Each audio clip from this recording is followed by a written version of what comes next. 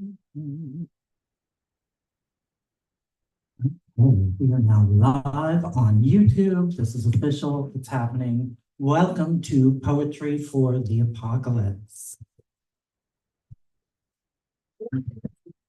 The exciting historical moment we all have the pleasure of living in.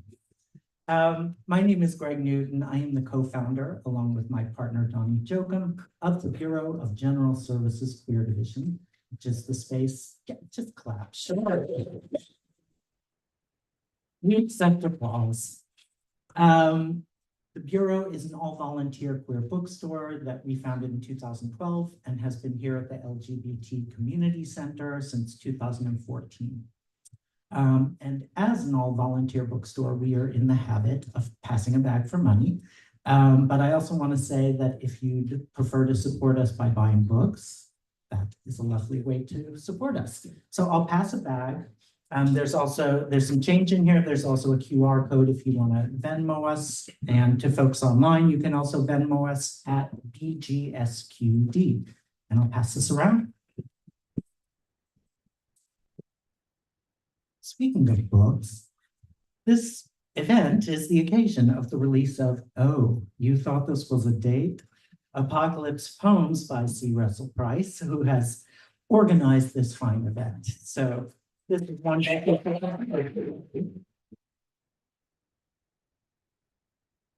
And if you're not already on our email list and you would like to be, you can sign up for that at the back of the room or on our website, bgsqd.com,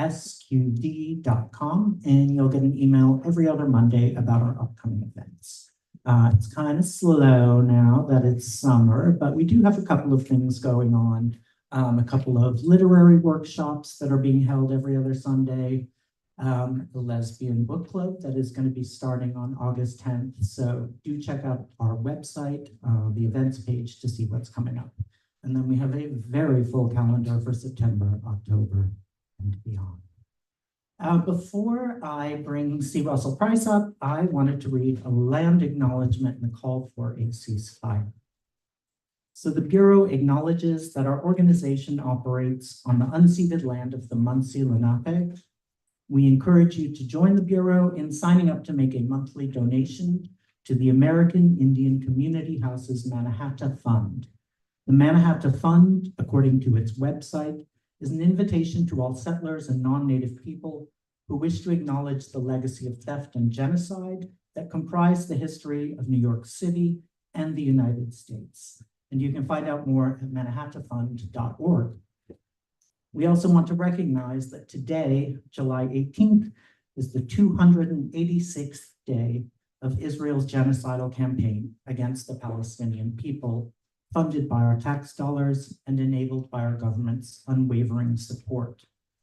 We hope that you will join us in calling for an immediate permanent ceasefire, the release of all hostages held by Hamas, the release of all detainees held by Israel, an end to the siege of Gaza, and an end to the Israeli occupation of Palestinian territories in order to stop the collective punishment of Palestinians and to ensure the swift delivery of desperately needed food, water, medicine, fuel, and humanitarian aid to the people of Gaza.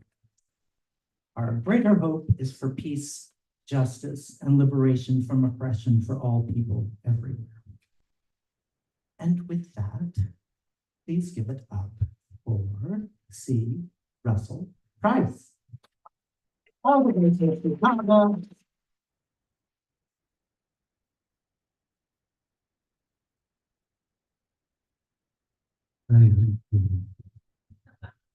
That bitch. Thank you all so much for joining me. Thank you to the Bureau for having me. Big fan, big fan. So first off, we're gonna have Matara James read for you. She's joining us from home via Zoom. Hi, everybody. So I'm gonna read a quick bio and then turn it over to her. Omatara James is a writer, editor, and visual artist. She's the author of the chapbook Daughter Tongue, selected by African Poetry Book Fund for the 2018 New Generation African Book Poets Box Set, a two-time Pushcart Prize nominee. She's a recipient of the 2019 92nd Y Discovery Poetry Prize. She earned her BA from Hofstra and received her MFA from NYU. Her poems have appeared in Poetry Magazine, the Paris Review, and the Academy of American Poets and elsewhere. She's a fellow of Lambda Literary and Covey Canum. Born in Britain, she's the daughter of Nigerian and Trinidadian immigrants and currently lives in New York City. And her most recent book is Song of My Softening. I love you. Love you. I'm gonna turn it around from the side, Aw. and you can see the audience. Hi, everyone. Can the audience hear me? Hello. Yes, they can hear you Oh, and see you. wonderful. Hear me and see me. I'm so happy to be here, Russ, to celebrate your book. You know, I was getting ready today. I was so excited to come on down to the center, and then I fell. And my ankle said, "Oh, so you thought you were going in person to a reading today." So instead, here I am on Zoom.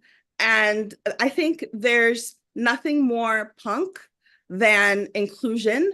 And so we made it happen. So it's not perfect, but we're still doing it.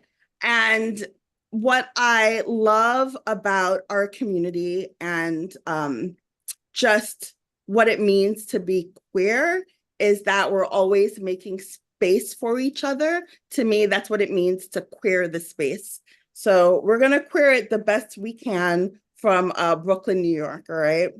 In that spirit, my first poem that I'm gonna read is called Bodies Like Oceans. I'm reading poems from my little debut. Bodies like oceans. Spare me your thin tidings. Bring round your unsolicited fats, your baby fat, your tired fat, fat of the evening tide, fat of the early worm. Bring me that stubborn belly fat of the unspoken, underserved, and unrequited, pocked, puckered, and long pummeled fat on fat on fat, fat, flesh that responds to touch, jiggles at the suggestion, a provocation of fat tested to withstand the fallow ire. Please don't mention the tensile tenure, long live the cross-legged splendor of fat privilege. Oh, slender stride, whom do you comfort with your ease? Whose borders drape across your back? Clawed my way out of your clean love and into the world's fat shine, world that works to burn me. I stay alive and well, rounded at every corner. Keep your thin spectacle, your airy hula hoop, fat of the forgotten republic. I lift you out of the shade. Let your counters spill over with light. I offer not the lemon, but the sour grove as heaven. I'm just going to read a couple more poems. Thank you. This next poem is an ekphrastic poem, which just means I'm responding to a work of art. These, what I'm responding to are photographs by the late Alvin Baltrop, who was a Black queer photographer, took a lot of photos of gay people cruising the piers before they were, you know, built up and industrialized. So took a lot of photos like around the 70s and the 80s, and wasn't as recognized for his contribution to the art world as, say, a Mapplethorpe, but is counted just the same. So we're going to reclaim some of that beauty. And what I love about Baltrop's photos is that he took photos of, he did a lot of street photography. So he took photos that we are accustomed to associate with shame, such as like hookups and sexual photos. And I like to think that part of the work that he was doing was to reframe what we understand to be shame and to snatch love right out of the jaws of shame. So if you ever have an opportunity, peruse his work, Alvin Baltrop. This poem is called Pier 52. It's a persona poem in the voice of one figure. He looks through the wound of my life like it's light. So I let him. The last cube of ice outside the tray where I found him, my lover melts atop this brick as if it's our last whiskey together. His brown, more fragrant, more dangerous than whiskey. You couldn't miss him. Nothing lasts of promise. Such is the promise of light. Not even day breaks between us. Black joy cresting over and over the summer sun. Kept a spiral of his hair in a box like a favor. His favorite pair of trainers, the taste of his lips where we first kissed, where we first blissed. I couldn't, though I tried to keep him. Wouldn't keep still nor true. Keep up. How could he keep me when he refused to keep time? Didn't keep me in compliments. Was I supposed to keep sweet look? We discovered day like it was fire, flesh like empire, touch like bloodlight.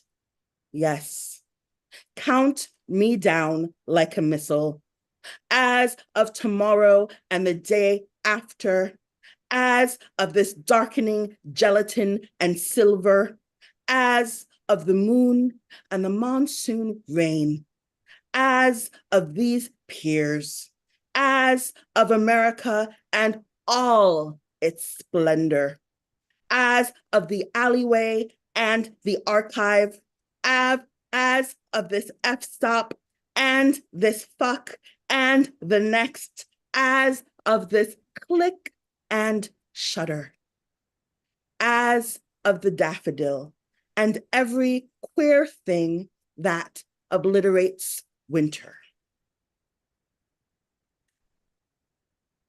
And thank you.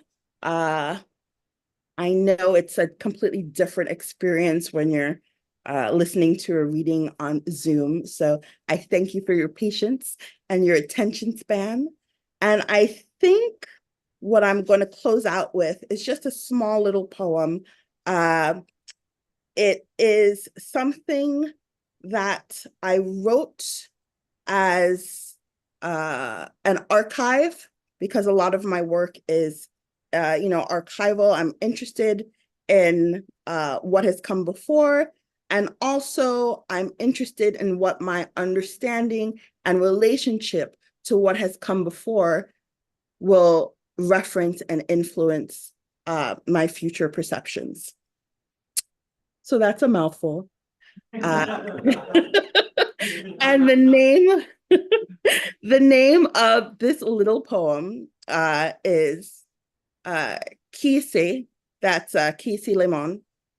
Kisi says, Black people deserve beautiful sentences, but a fragment is the best I can do. Songbook for the names I have been called. I might be the most beautiful Black bitch you've ever seen. The least original sunrise. I might be darker than the dark velvet of the moon. Might be the slow creep of comfort edging you back. Might be joy's affirmative call to action. Might be the huckleberry grown fat, fuck with sweetness. Be the ugly moan of pleasure bust open. Be as lopsided as the bountiful branch of the fruiting tree. More fragile than the silence of untroubled water. Trouble, trouble, trouble, trouble. I might be. Thank you. Congratulations, Russ.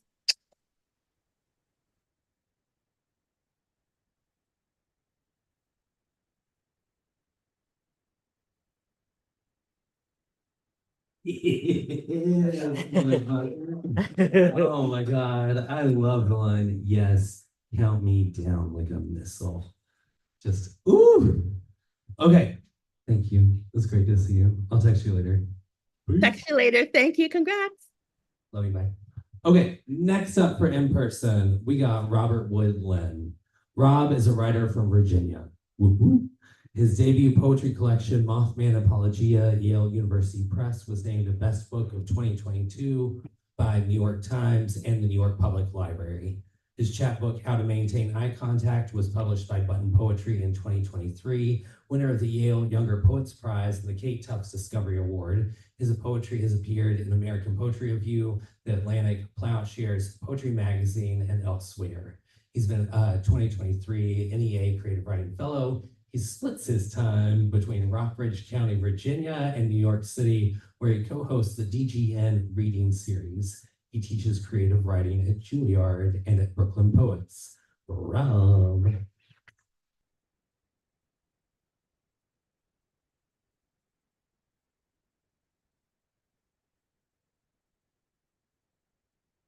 I'm so excited to read here. Russ, thanks for having me. It's just such a dream to read with Omatara, whose work I've been reading for since I was a baby poet. So that's incredible.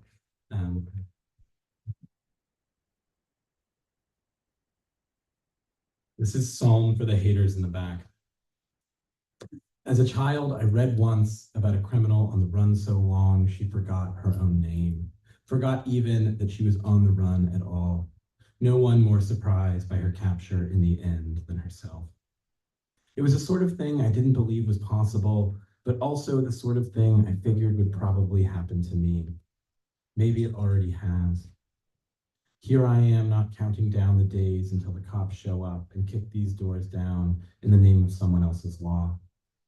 When that time comes, when the front door swings off its hinges, I hope I know what to do. Like so many sea turtle hatchlings squirming towards an ocean. A lost dog breaking into a run when it hears its name for the first time in years. I'm just gonna read 5 poems, so that's 4 more, so you can count down. I love poetry so much. I host a reading series. I see poetry 2 or 3 nights a week, but there's always the possibility when you go to a reading where is this guy gonna read forever? And sometimes they do. Sometimes there are people still there, decades later, sitting politely, but I like to count it. This is Sneaking Onto the Reservoir Again. Everything this year gave me, it took back quicker. Lovers, money, reckless smiles of restless friends. According to the awful math of planets, summer's next. I brace for autumn to come for it the way I used to collect you, drunk at a bar. If a season wants to stay, to linger past denunciation like you were given to so often, why stop it? What will October make of its belligerence? Superheroes begging parents to let them outside without jackets. You and I sweating clean from the past. August is still here, but you're not, so this time I paddle out alone, rowing the rare thing easier without you. By sundown, the water is warmer than the air breezing over it. It radiates like a man next to me in bed, and I stretch my arms across it out of instinct. The ranger's truck in a far field cranking doo-wop because he thinks he's alone. I stroke slow to the backbeat, harmonies splitting and rejoining as they're carried to me over the water. If they were birds, we'd call that murmuration. Friends, Fish, we call it schooling. If they were you, I'd know that what we call the bad year is finally let go.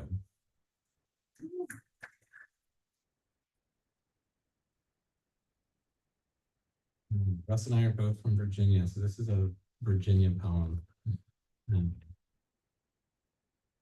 It was time again for bush hogging the paddock. It was time again for bush hogging the paddock, and there I was, 5'4" and most way old enough to drive. And so, with the kind of deliberation useful for disguising fear, my father went about showing me the stick shift on the old Ford tractor, the one he bought with his first government wages and loved so much he even had it loaded on a lowboy and brought down to this house when he moved off the mountain. This house where every morning he took coffee on the porch watching 2 wild turkeys disappear into the woods with the last of the dark. And on this day, he taught me how the clutch engages and to keep careful on the revolutions per minute, leaving one hand on the wheel, the other steady behind me on the mower lever, ready to cut it at his hand signal. And this day was a turning over of something, like an engine coughing slowly while my father walked ahead scouting in the grass so tall, only the shoulders of his blue shirt peeked out above the green-brown stalks that my machine trampled and spat out behind me with the constant turning of that heavy steel blade he explained was dull by design to whack but not catch in the dense growth. And here I was, cutting clean the swath behind me in the field, scanning to my side to check for big rocks and other unmowables. And I might as well have been Hannibal, riding an elephant over an Alp, and I felt the earth yielding for the first time to my adultness as I sawed a slow zigzag back across the paddock. But then it was there, the flutter of wings alongside me and my father yelling, which seen from a tractor is all visual, a mouth opening all the way and not closing, overwhelmed by the din of the engine. His hands waved a gesture. What gesture? The signal. And we watched 2 turkeys flee to the woods while we waited for the blade to sputter stopped. And there, in the earned silence, I climbed down from the giant stilled tire, and my father pointed me to the dashed nest, the dozen broken eggs, and whatever he'd yelled, he'd already gotten it all out. And now, was well past speaking, he simply turned and walked the long way back up to the house through the tall grass that closed behind him in the buzzing air. And so I followed, hoping we might both disappear. And so we leave the tractor where it stops, and no one finishes mowing the paddock this year, or the next, or even the one after that, which is to say, this is how a field returns itself to the woods.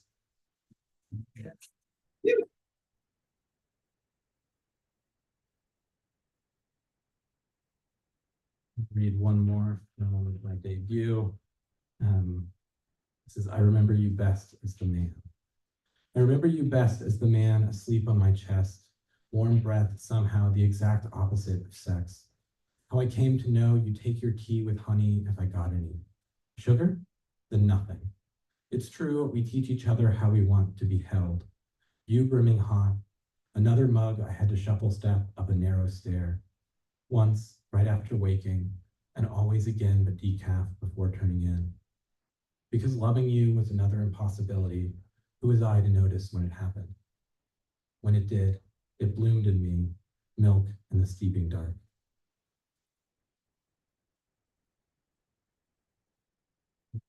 For those scoring at home, I said I'll read 5 poems, so we're coming up on my 5th. I will get off stage momentarily. I love that this is a poetry for the apocalypse. There's a whole section in my chapbook called Rehearsals for Apocalypse. So I'm going to read one of those poems. Thank you all for coming. Spend a Friday night reading poetry. Thank you all for hosting us. This is an incredible space. This is at the end of Before. We were halal carts in the bike lanes, and we were bikes on the sidewalk. We were cats sleeping under parked cars and parks sipping from the shower beer of the East River. We were joy, or at least no one marked joy absent during roll call. We were strangers on the train making friends, and we were the mercy of friends on the train pretending not to see each other. We were the long sadness of having, and we were having had it just about up to here. We were people sleeping, and sleeping people waking to texts that asked, "You up?" We were sex and the hot embarrassment of being, but also being together one last time without knowing it was the last time. We were making plans we had no intention of keeping, and we were all this tiresome keeping of time and house and secrets and calm. Forgive us. Someone gave us all this to give away, and still we tried to keep it for ourselves. We were all this and my father's way of answering the phone. Is everything all right? We were everything. All right. Thanks, y'all.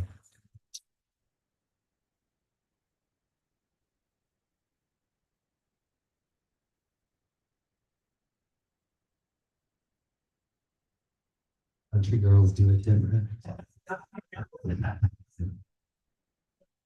Okay, now keeping it local, we got Anthony Thomas Lombardi is the author of Murmurations from Yes Yes Books 2025, a poetry project 2021-22 Emerge Service B Fellow, and multiple Pushcart Prize and Bassinet nominee, among other accolades.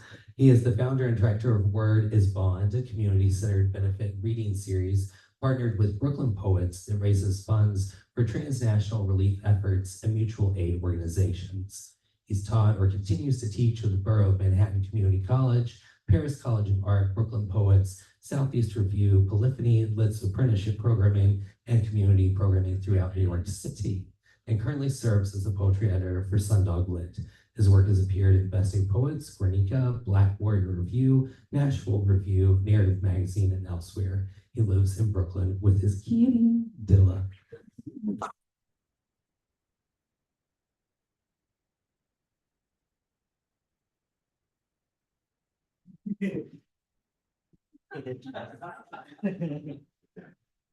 I need a pulpit wherever I go.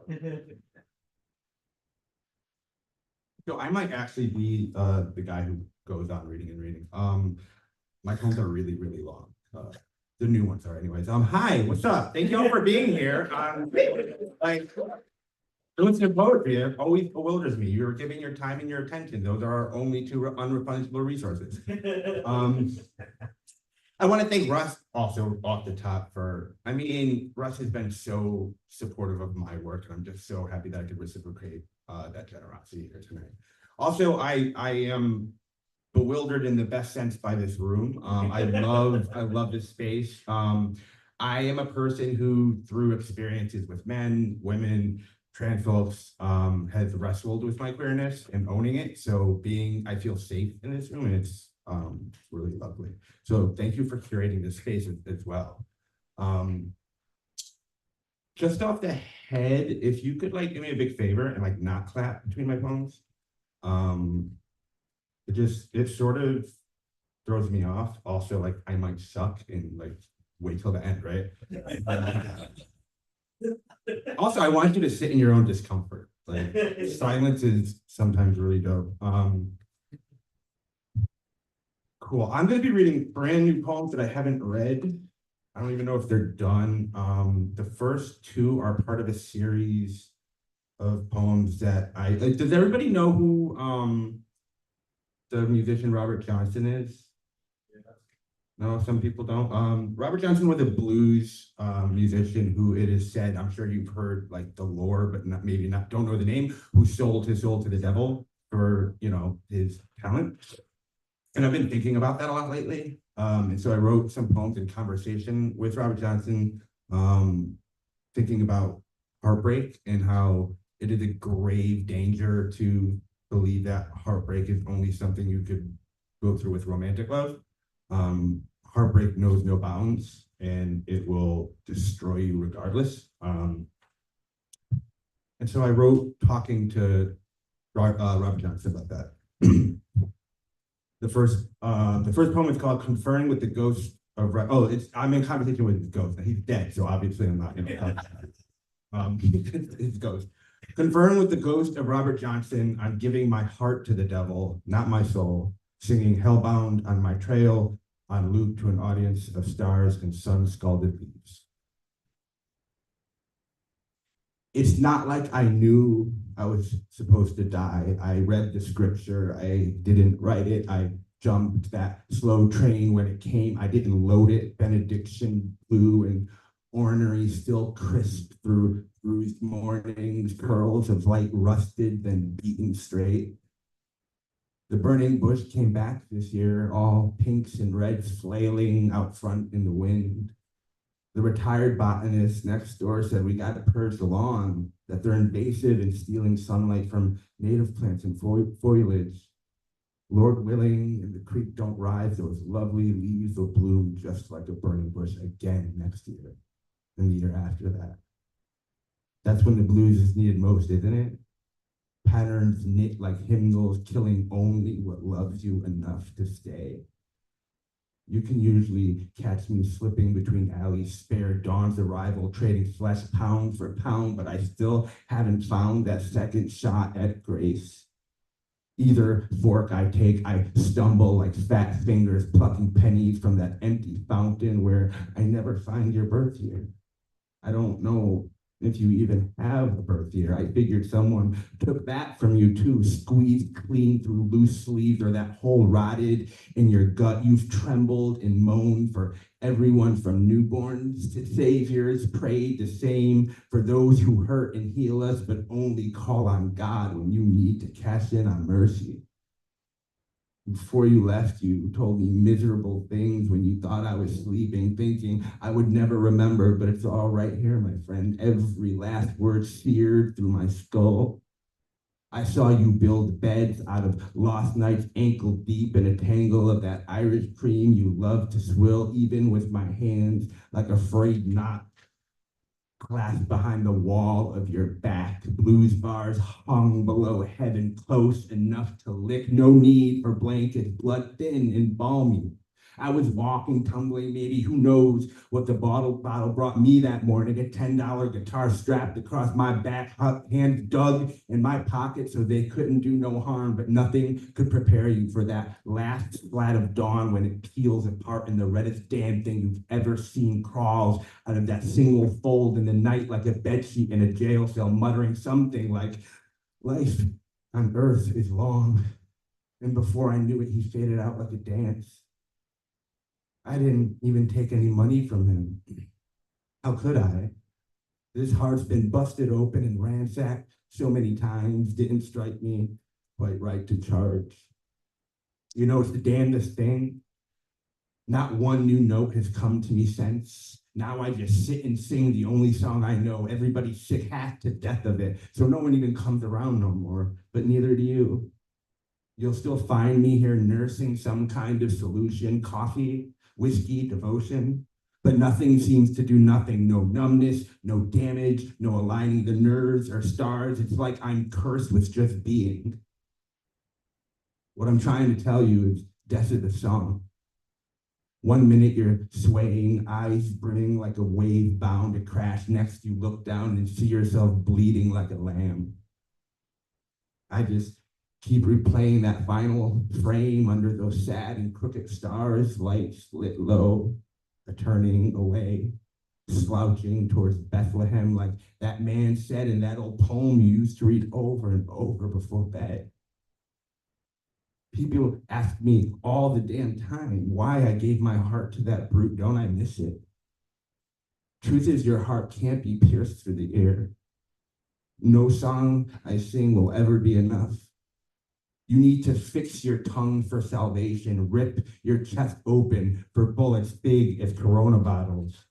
Feel that goodbye kiss with all 7 sins. Leave a little blood out for the hellhounds to find their way home.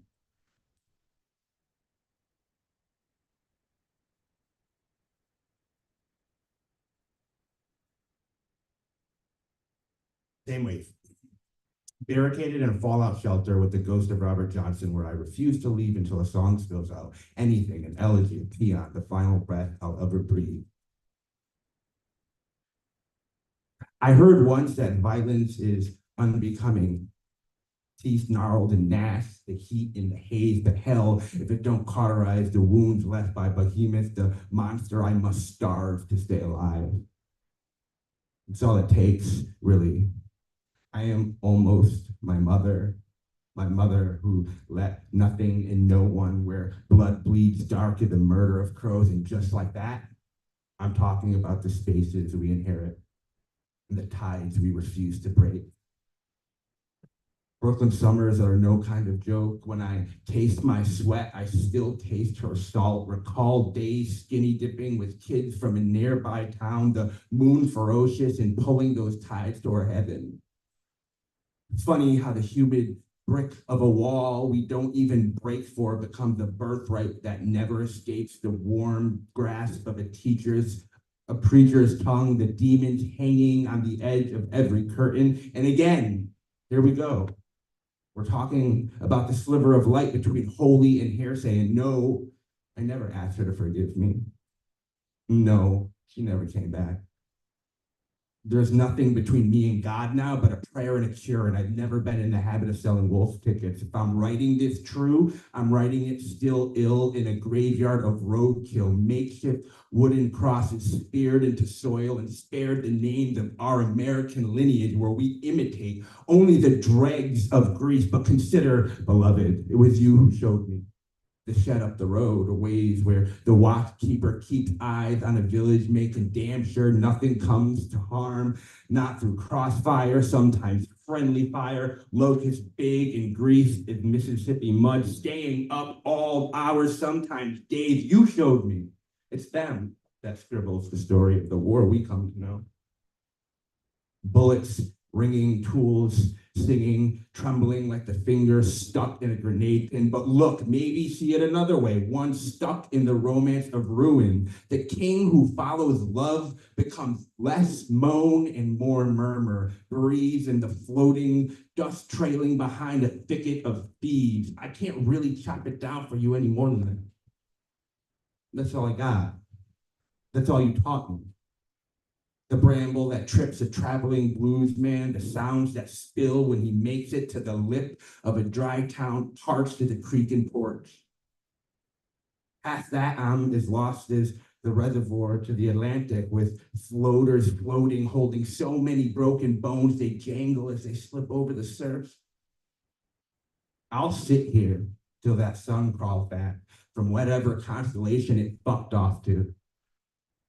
God's not in the business of revelry. He knows loneliness slips out of sight the second a second tongue jumps into the chorus line. The devil don't give no fucks neither about what woman sent me sniveling, lush and limber and aching all over hell's half acre where I handed him the last few shards of my heart. Yeah, I'm repeating myself. But ain't that what a song's meant to do? Late into the blue black of some midnight or other, I jotted something down in this little black book I've been carrying around. I cried and hollered like a tiger lost his tongue. Then silence. And nothing but silence ever since. Between all this quiet, I can't even tell the songs apart anymore. Harmonies slithering around one another like snakes. Chords broken and built backside up. Must be some kind of test. But what do I know? I don't even got the sense God gave a piss in it. No matter. No amount of tear shed or bloodshed can wet the ground enough to give under me. No sound sweet or violence enough to undo remembering, to reverse the mouth opening and the damp earth swallowing all 84 inches of a wooden box full as a tick on carry-on, the cracked hand of some mother's son, and I can only reckon someone's lover carved from memory.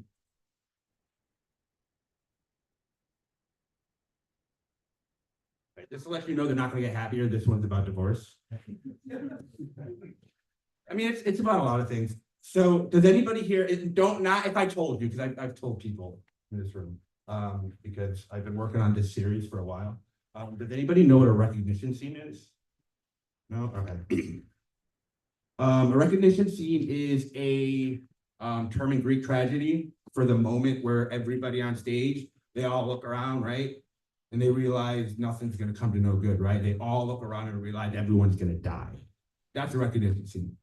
So I have a series of poems titled The Recognition Scene. I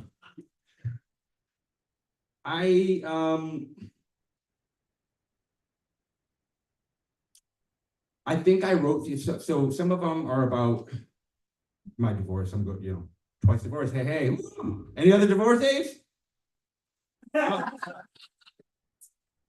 Wow, nobody gets divorced anymore. Huh? Everybody's divorced. Half the country is divorced. Anyway.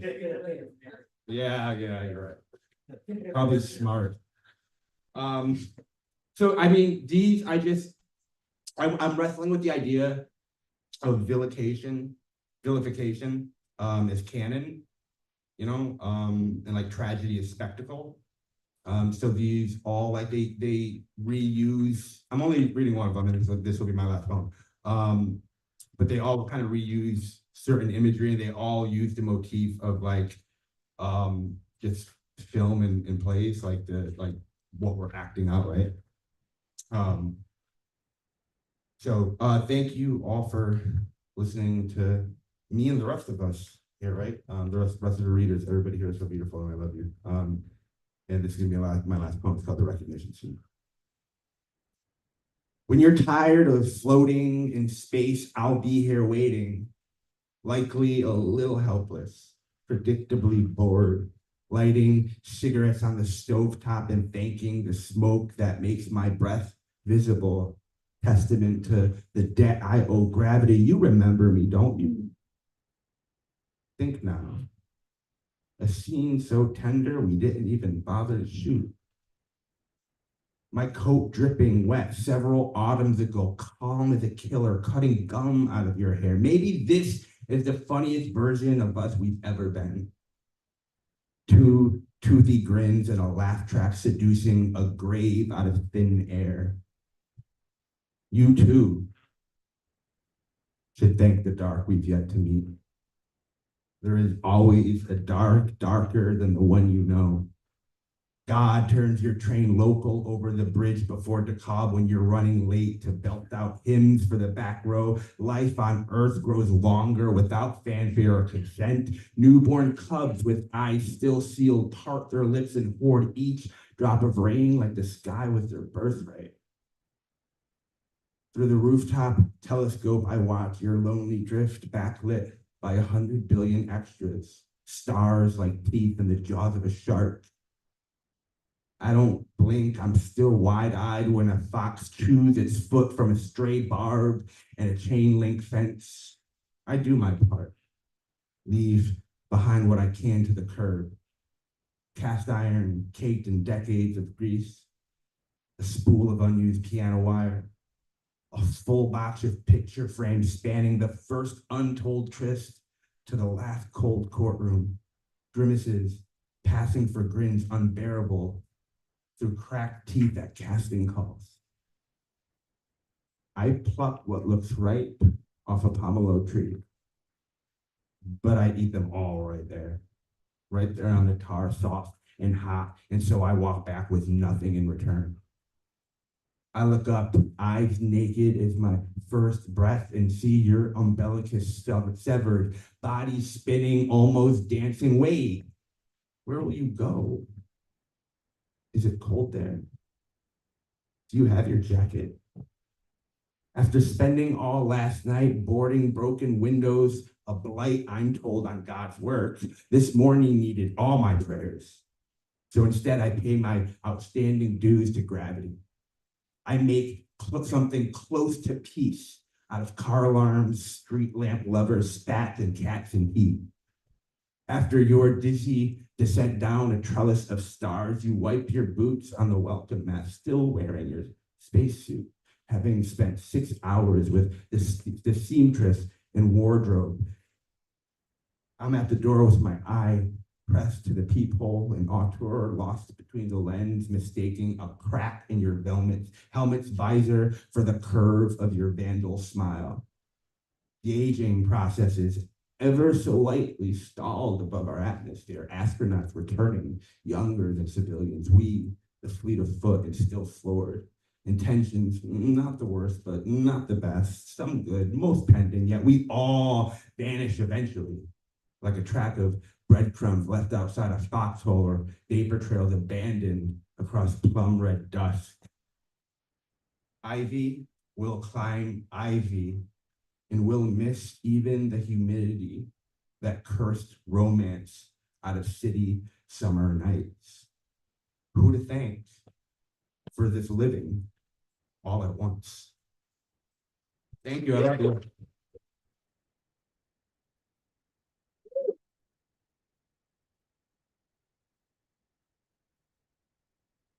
Don't you love an East Coast fricative shit?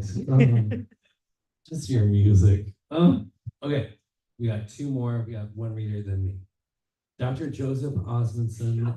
I had to do a proper title in the Queen's. Okay, Joe is a scientist and writer based in New York City. He has a PhD from the Rockefeller University in molecular biophysics. His book of essays, Virology, came out from Norton in 2022. His research has been supported by the American Cancer Society, published in leading. Okay, anyway, here's my main bitch, Joe.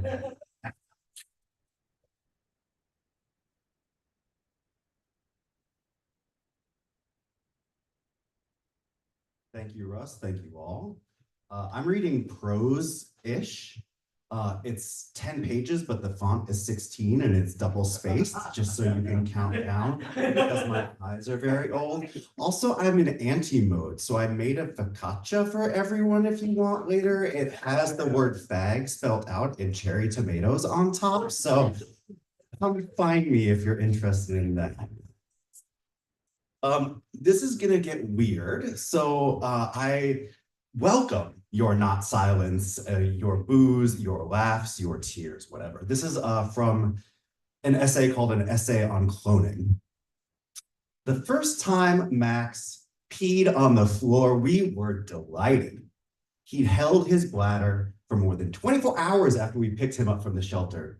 We'd started to worry that his little bladder would burst. Had he bothered to use the pee pad? Who cares? Get the paper towels, grab the enzymatic spray. Max is a 16-pound black and white Chihuahua Terrier mixed with cookie dough paws and brown spots on his belly. He slept in his crate that night, not at the back of my knee where he sleeps now. To us, he is perfect. So affectionate and such a smart boy. He loves the couch, his favorite perch. And he loves Devin, and he loves me. And he did eventually learn to walk down the street and walk past strangers and plastic bags as they blow. He was perfect, perfect paw, Max, good boy. Down, Max, lie down, good boy. Jump, Max, jump. Good boy, sit, Max, good boy.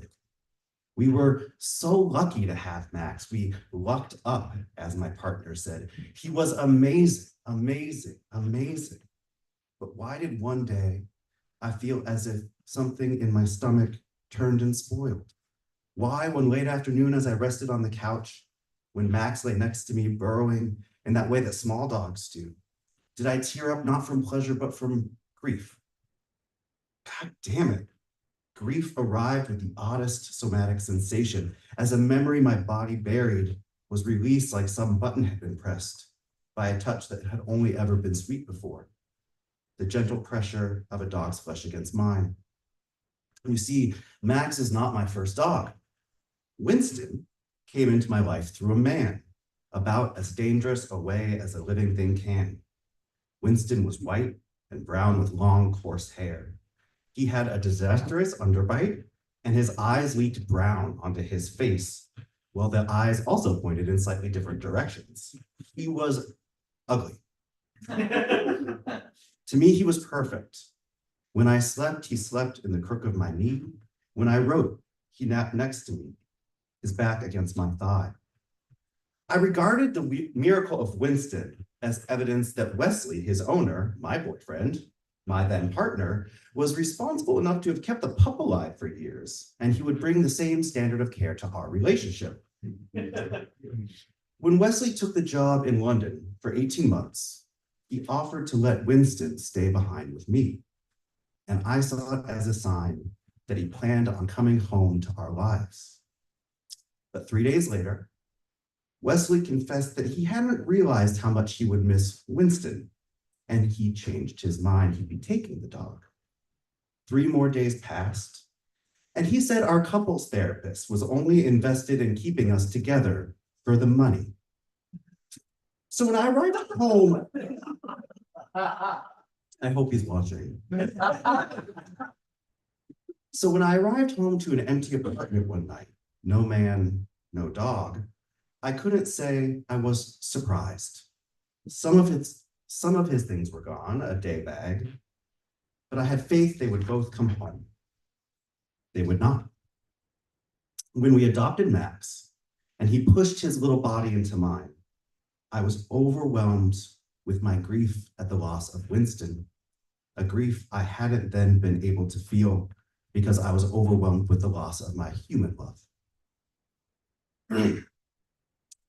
Barbara Streisand ain't right, but she isn't all the way wrong either.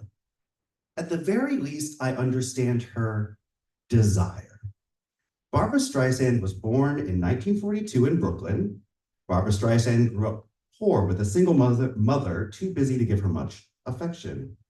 Barbara Streisand became a singer, first in bathhouses, and then on the Great White Way, where her first show closed the day after it opened, and her second show won her a Tony. She played the funny girl in Funny Girl and Dolly in Hello, Dolly. Barbara Streisand's last name is pronounced with a soft S and not a hard Z. How do I know? Because in 2016, Barbara Streisand called Apple CEO Tim Cook to report to him that Siri pronounced her name wrong and insisted it was changed. And it was changed. 2 of Barbara Streisand's 3 dogs are clones of her beloved dog, Sammy, who died at 14. Barbara Streisand named her 2 cloned dogs, Scarlet and Violet. On Instagram, Barbara Streisand calls her 2 cloned dogs twins, which I suppose, in a way, they are. Scene, Malibu mansion, windows looking out over the Pacific as 2 porpoises breach the still water surface in perfect parabolas. Violet started having the dream around her first birthday. The first time she had it, she had to shrug it off, pretend she was misremembering. It could have been anyone, any other dog, even that funny Bryce from the dog park. Yes, definitely Bryce. Or maybe it's no one, maybe there was no dream at all, but rather the fear of a dream. But 2 weeks later, it happened again. And then later that week, and then again on the weekend, 3 times in 10 days. Jesus fucking Christ, Violet thought. What the fuck is this about? She woke up to find herself humping the pillow in the bedroom's 3rd dog bed, the most secluded one, all the way by the walk-in closets of the master suite. I mean, to be honest, I'm hot, Violet said to herself, subscribing to Dr. Jorgensen's regime of positive self-talk to reduce anxiety and boost self-esteem. And if I'm hot, of course Starlet is too. She looks just like me. So it's possible that I really do love myself. The 3rd time I had sex with someone, after Wesley left our home, I stayed over at his apartment in Washington Heights. He was tall, a former college football player. His name was Romantic, something like Tennyson. He was a strict bottom, and I was too traumatized by my breakup to be able to top consistently. Topping is not for the grieving. For those who feel the need to be filled up, who need to forget the emptiness we feel inside. But that night I had no problem. So the next morning I was feeling accomplished, like anyone under 6 foot who plows a 6'5" guy to a hands-free orgasm would do. I walked to the A train, practically skipping, only to find out service had been suspended. So I took the shuttle bus. We passed brownstones and churches and corner stores. Somewhere around 181st Street, I saw him on the sidewalk. Winston. My stomach fell.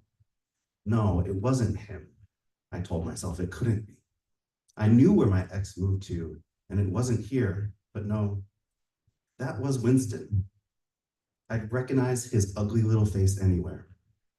He was being walked by Wesley's best friend, and the best friend did live here right up this block. I burned bright red. I felt like I'd been caught cheating on Wesley. I hid my face. I wanted them back, my Wesley, my Winston. I wanted the man more. But the man had showed me who he was. The dog loved me and was gone through no fault of his own. I was not brave. I betrayed him, not the man, the dog. I didn't run out of the bus to say hello, to hold him in my arms one last time. I turned away from Winston, my perfect love, to hide my face so that I wouldn't be caught. That was the last time I saw Winston, and I turned away from him.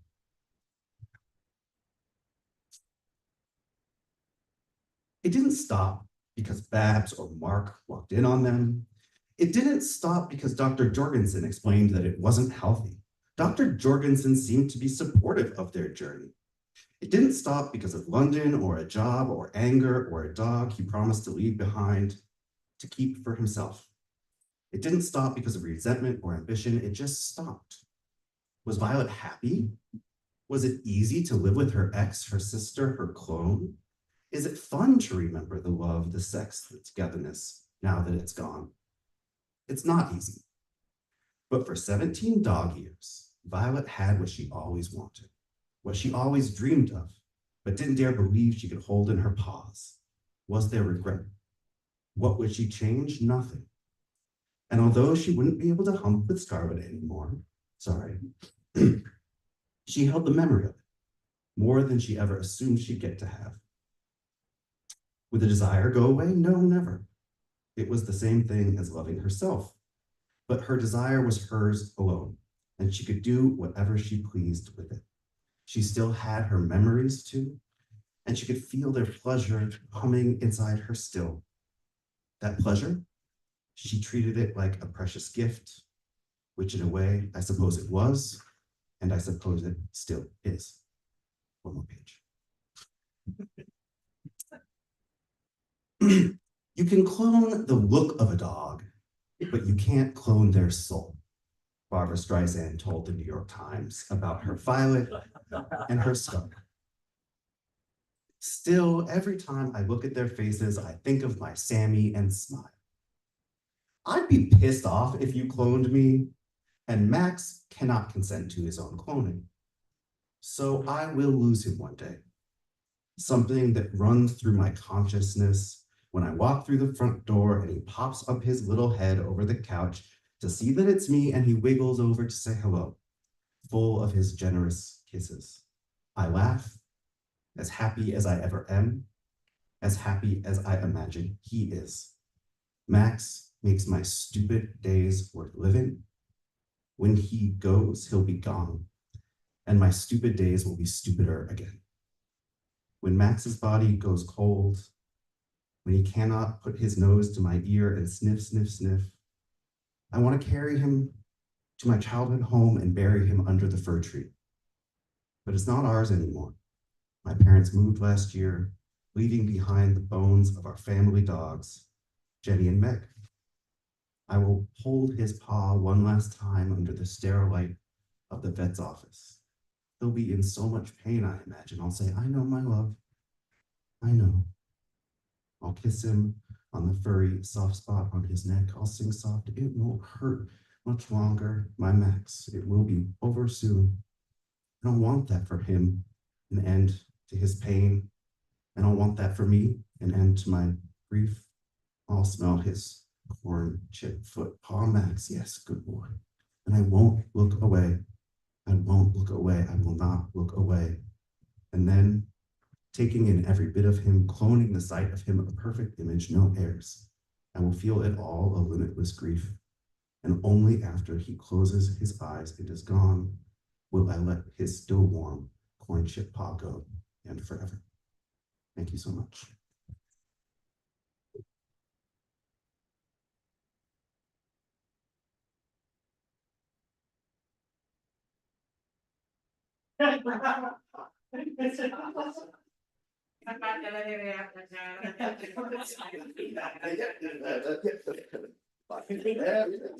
Everything's. I need a drink.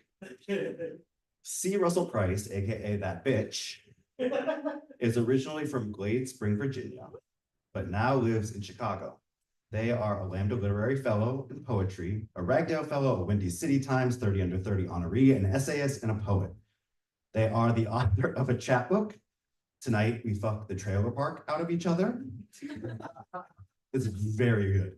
Their work has appeared or is forthcoming in the Boston Review, Court Green, Diagram, Iron Horse Literary Review, Lambda Literary, Nimrod, International Pink, and elsewhere. Their debut collection, which we're here to motherfucking celebrate. Oh, you thought this was a date?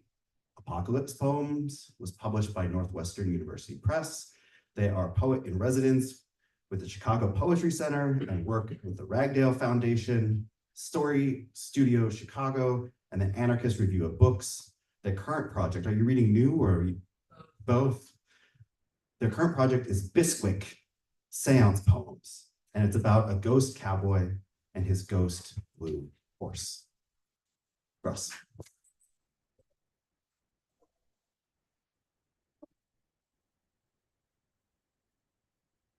Well, if you thought dead dogs were a downer.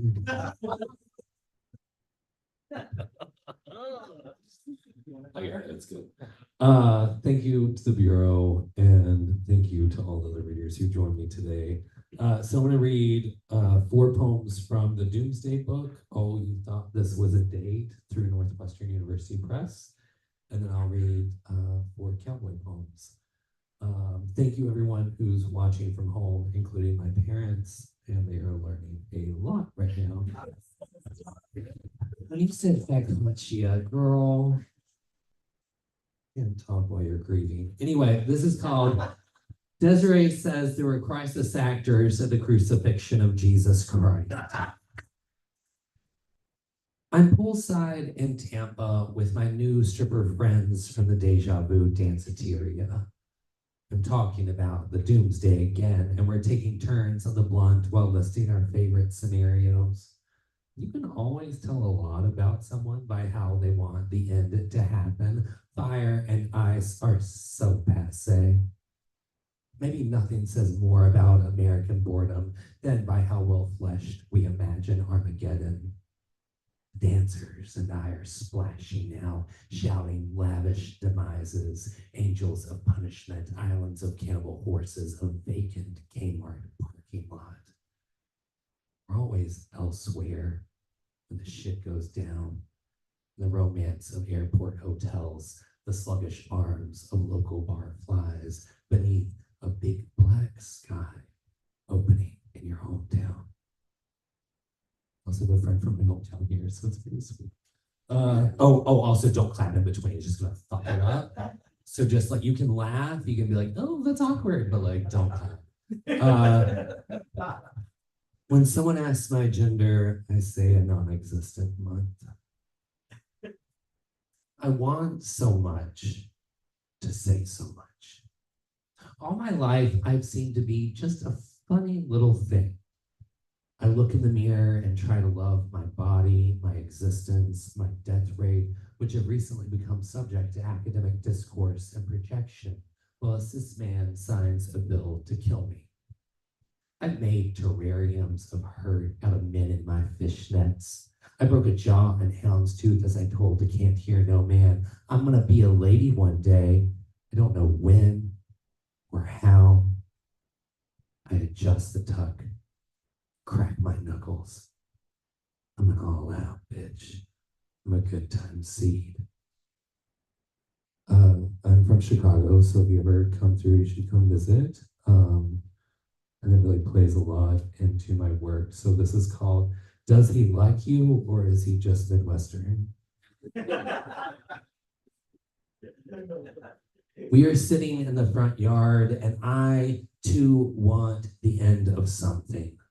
A prairie, a dark house, an empty car running in the cult of midwinter death. I say, your body told me in a dream it wasn't afraid of anything. If I were to be completely honest, I don't think either of us could handle what I want. Give me boundless love and handfuls of Valium. You sort of bring the desert with you. I'm radiant in the bomb glow echoing across the county line. We should fuck wherever we want. Honey, suckle from my furry tit since there's a bad moon rising and I hear hurricanes blowing. I have loved you all my life. All my life, I have loved you. Between the curtains of bombs echoing, I wait for you, smoking at the cornfield stage door. And then the last one from the Doomsday Book is an Ars Poetica. And Ars Poetica is like why you write poetry. So this is called Ars Poetica. We take our turn singing dirty rap songs. The world needs more drag you out into the street poetry. Enough with your dishwashing, watching your kid throw a fucking baseball for the first time. Give me all that you can't pick up the phone and tell someone no more souls or truths or freedom support your breathy abstractions. All my women, moderately pissed off, come to the page, ink tongue spitting. The best of all the dirty words is complacency next to normative, next to meta. And for the writer who's breathing without seething over love's legality of the sensitivity of someone else's boom, I've got something for his punk ass, a trigger after trigger of untouchable topics, a love for the words chartreuse and pussy. A whole catalog of men ass shaken lines. Boy, where you came from is not where you are. E Bishop, the baddest of all bitches, said, write it. Yoshimi, it'd be tragic if those evil robots win. If we settle for so much mediocre meditation, the fluff pass and cute poems, I'd order a recession on all your bullshit. Some books should be burned. Can you hear the gear flick of my bick, hungry for all those darlings you've been wasting? And they're like in a different name, but like still like.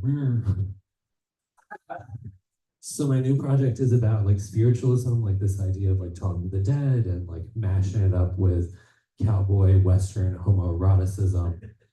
And like, oh, what if you were in love with a ghost and he had a blue ghost horse? It's not good.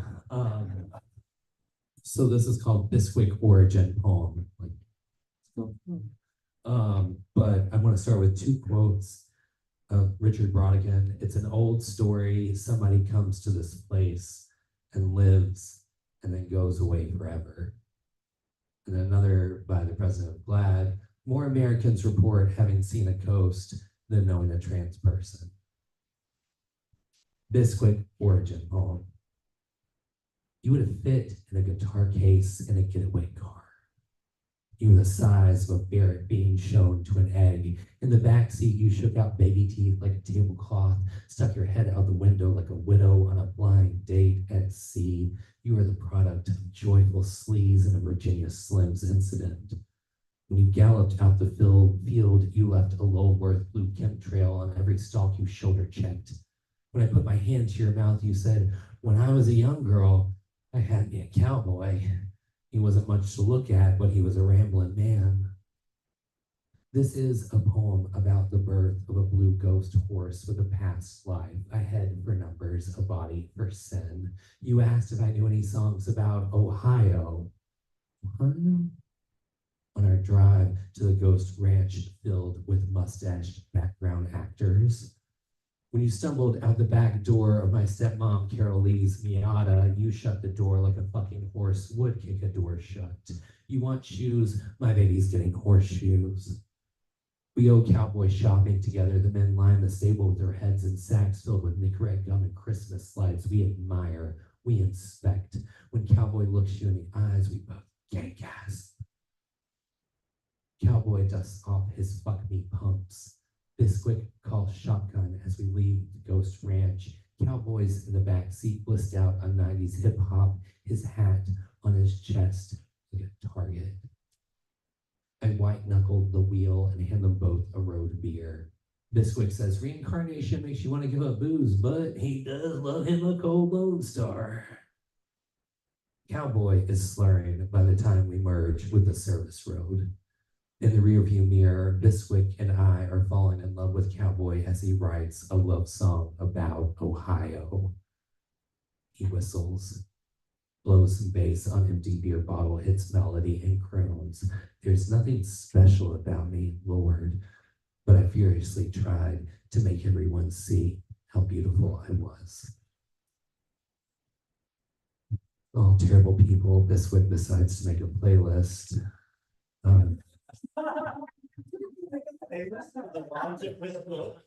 have a playlist for like every moment of my life. Check your email, Joe. So this is called Bisquick's Playlist. Linger, ye little whimsy goths. Bisquick, faced with the Herculean task of creating a road trip playlist for the speaker and the ghost cowboy, begins it like all of his personalized playlists with the Cranberries, Linger, 28 versions. He pulls his head inside the car during a really moving crooning rendition, flicks his cigarette and says, "Cowboy, you could totally do this." And when the grungiest, emoest, bang flip version starts, we lock eyes, his giant lashes fluttering in the drive-by breeze. We both snort like a horse and a queer with sinus issues would snort. Bisquick says, "Girl, you could totally do this too if you didn't always go into things so ugly." And Cowboy bops his seat and Bisquick apologizes and blames his neurodivergence. We all three sing in intensive outpatient unison. "You don't have to say sorry for being yourself." On the outside, this L wagon looks like a solo sad queer and their stepmom Carol Lee's beat up 2013 Miata, but inside there's a party starting. Cowboy has sparked the spliff and Bisquick is passing out road skis. We're 3/4 through the Just Linger playlist. Cowboy offers to drive. We laugh, knowing that he isn't legally allowed to drive, not because he's a ghost, but because his license got revoked for calling in multiple bomb threats to a KFC, Taco Bell, Pizza Hut, fast food centipede, where his ex-boyfriend Chad worked. Chad always smelled like a glove box and salt. Cowboy said, "We're a Subway family now because of Chad." Fuck Chad. Cowboy says, "Watch this," as he stands outside the sunroof and pisses into the wind. "I'm skywriting your name," he calls down to me. Bisquick and I are so in love with being in too deep with this messed up cowpoke. He gives a good shake and slides back down into the passenger seat. Bisquick has started dozing in the back seat, hooves out both back windows. Cowboy and I don't want to change the playlist. I go to turn up the volume.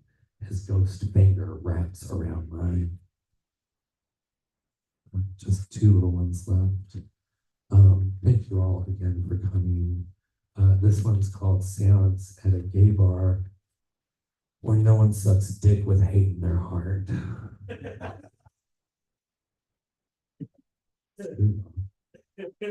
Scientifically proven. After the heart attack snow clears, the men line up as a welcome to Brick City. I'm wading through it to find a way to quiet all blue-faced voices. After a long drag, I say, "Somebody better give me a bobby pin and a fresh stick of Big Red." The mustache and the mutton chops stare in disbelief as I say, "I'm not ready for the hard parts of my life to happen." Do not touch the party lights or the DJ. Under all this, I'm no tramp, but I'm not a lady.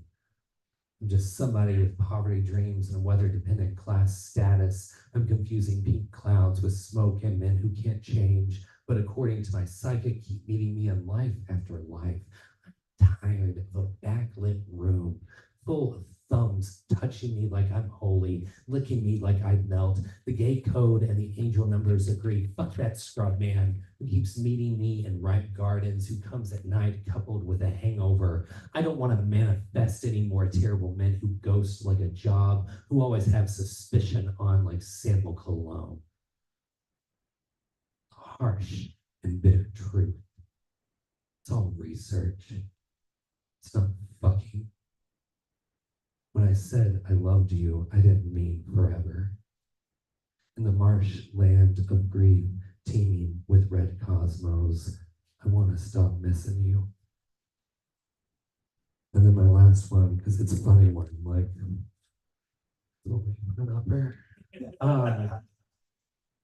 so I love like writing about a blue ghost horse and an amphetamine addicted ghost cowboy.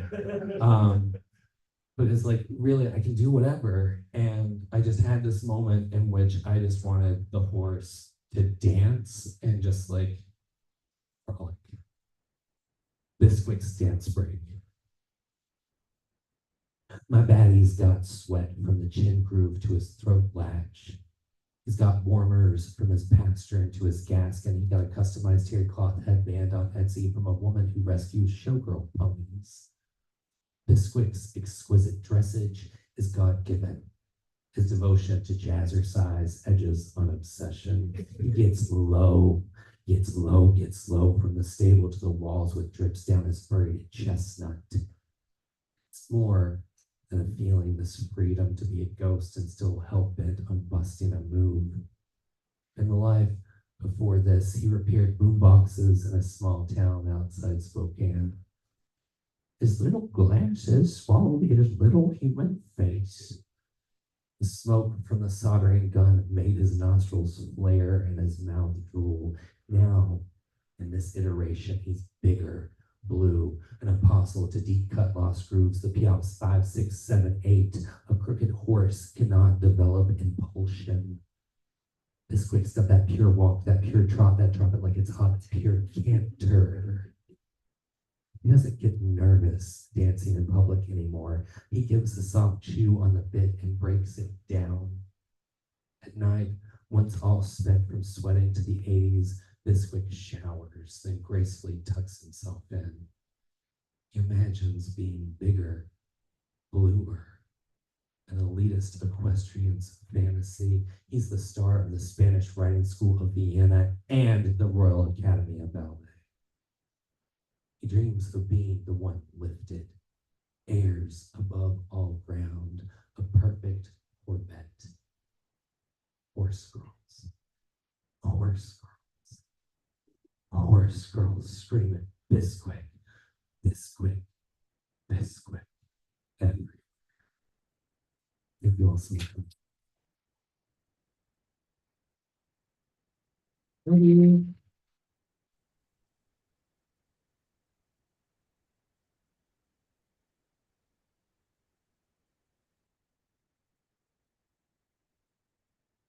Thanks, everybody. Books are at the back. And thanks for